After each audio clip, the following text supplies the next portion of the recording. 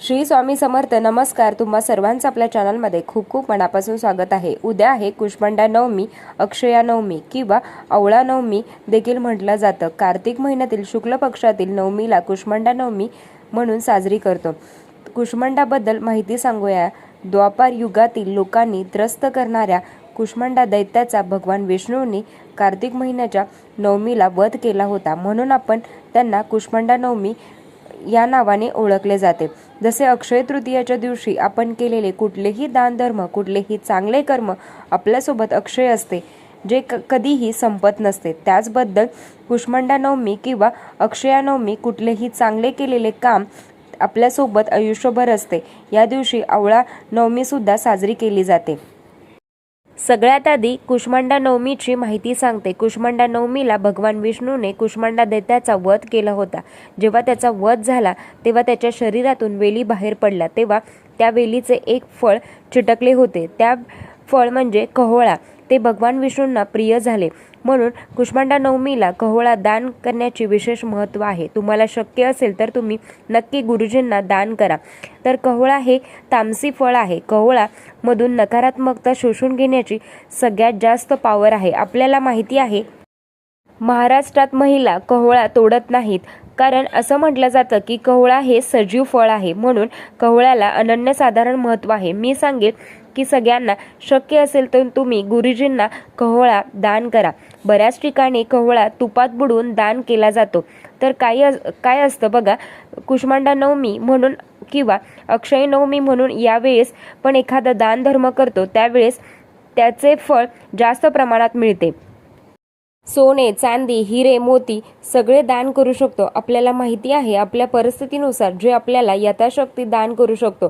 कहोळा हे भगवान विष्णूंना प्रिय आहे, कारण जसे की मी तुम्हाला सांगितलं, कुष्मांडा दैत्याचा वध केला, वेली बाहेर आल्या, त्या वेलीचे फळ रगडले होते, ते कहोळा होता. म्हणून या दिवशी तुम्ही कहोळा दान केल्याने गुरुजींना तर अत्यंत महत्त्वाचं मानलं जातं. कहोळ्याबरोबर तूप दान करतात.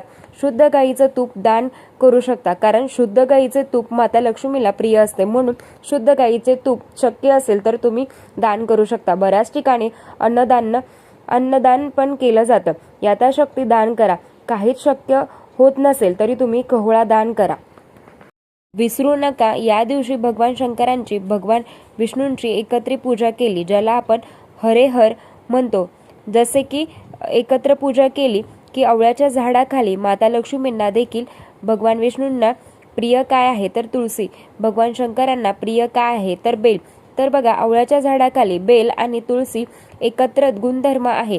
तुमच्या घराजवळ आवळ्याचं झाड असेल तर शुद्ध गाईच्या तुपाचा दिवा लावायचा आहे आणि विष्णू सहस्त्रनामाचं पठण करायचं आहे. या दिवशी तुम्ही भगवान शंकरांची जरी आवळ्याचं झाड जरी नसेल तरी तुम्ही भगवान शंकरांची आणि भगवान विष्णूंची पूजा करू शकता.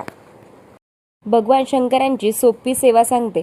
ओम नमः शिवाय या मंत्राचा जप केला तरी चालेल, किंवा रुद्रपठण शक्य असेल तरी रुद्रपठण करू शकता. शिवलीला अमृताचा 11वा अध्याय पठण करू शकता.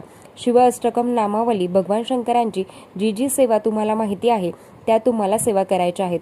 त्याचबरोबर भगवान विष्णूंची सेवा खूप महत्त्वाची आहे. आपल्याला माहिती आहे की लक्ष्मी तुमच्यापासून ते माझ्यापर्यंत सगळ्यांना हवी असते. जिथे भगवान विष्णूंची सेवा केली जाते तिथून माता लक्ष्मी कधीही जात नाही. म्हणून उद्या विष्णू सहस्त्रनामाचं पठण केलंच पाहिजे, नाही तर श्रवण करा. व्यंकटेश स्तोत्रम, विष्णू सहस्त्रनामावली, भगवान विष्णूंचे 1000 नावे आहेत.